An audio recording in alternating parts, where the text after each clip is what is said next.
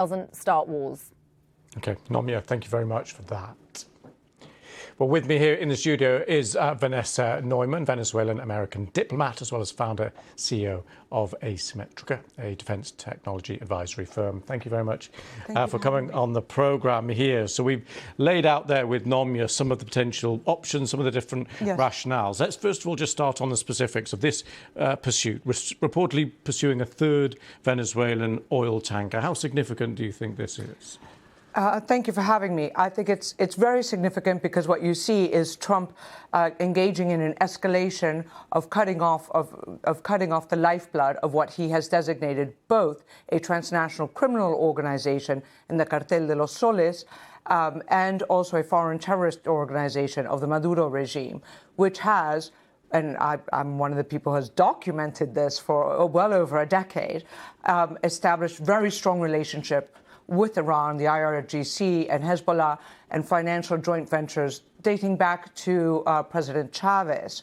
So he is cutting off the different lifebloods, which is illicit oil, narcotics, and the next thing to go after would be the illicit gold. And so you think there's a justification for this, moral and legal? There have been questions about the legality? Well, it's very interesting because the legality, the international law is very, very hazy in this area. It is unusual to see this type of action, but it is not, strictly speaking, internationally illegal. You can pursue boats in international waters if they're conducting piracy or carrying a false flag, although usually it's the country whose flag they're purportedly carrying that does the enforcement. Or the other thing that is allowed, if it's a preemptive action because it presents a threat to national security. Now, that you might consider it a stretch, but it does fit into the national security strategy that President Trump has published in 2025. If you read it, for the first time ever, and I've been working the Western Hemisphere since 2006, okay, when I worked with the IISS here in London, is you see the Western Hemisphere is prioritized for U.S. strategy. And it very clearly states that they will counter drug cartels, foreign terrorist organizations, and eliminate the strongholds of U.S. adversaries, in this case, Russia and China. Okay, well, as you know, there are plenty of legal experts who have raised serious eyebrows about it. I don't want to get too much into the legality now because we have covered that quite extensively. I want to get into the practicality. Is this effective?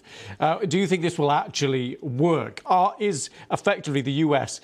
edging itself into a position where either it can't go back, and if going forward and escalating it would be even worse? Well, is this going to work? It's a fantastic question, but there are a number of different metrics and different points of view.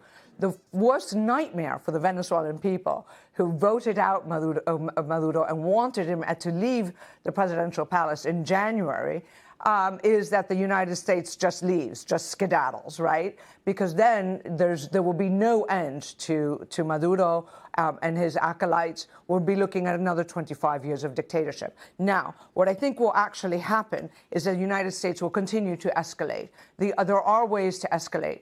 They can shut down the airlines. They can jam the airport.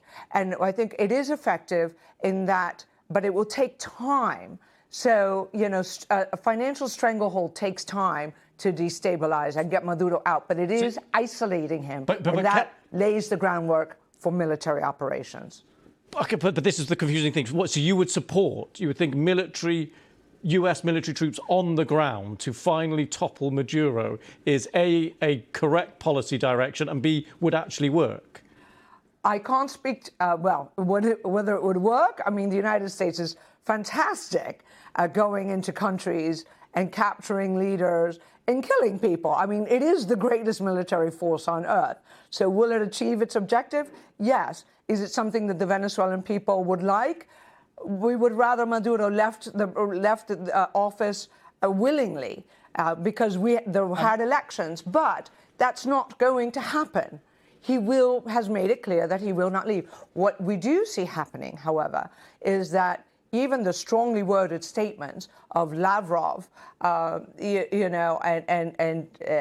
the Chinese foreign minister, they have said, we condemn this, but nobody is offering support to Maduro.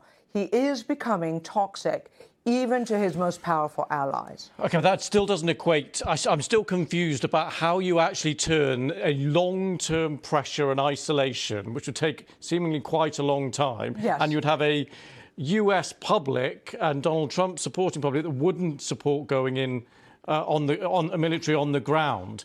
I still don't see how there's an end game where a departure happens just because of isolation. Or are you saying that could happen? I think it's very, very difficult. I think that what they are doing is laying the groundwork, for instance, by stopping the shipments to Iran and stopping the shipments to Cuba. Cuba provides the counterintelligence that prevents the military from flipping on Maduro. So they're hoping that that will work. Now, as you say, this is a strategy that takes many months. If it escalates to military, the first thing you would do is sabotage or take out command and control for the repression within Venezuela, which is the only way Maduro stays in power. He has no military power to fight the United States. OK. Vanessa Neumann, I'm afraid we have to leave it there, but thank you very much for coming on the programme. Thank you. Thank you so much for having me.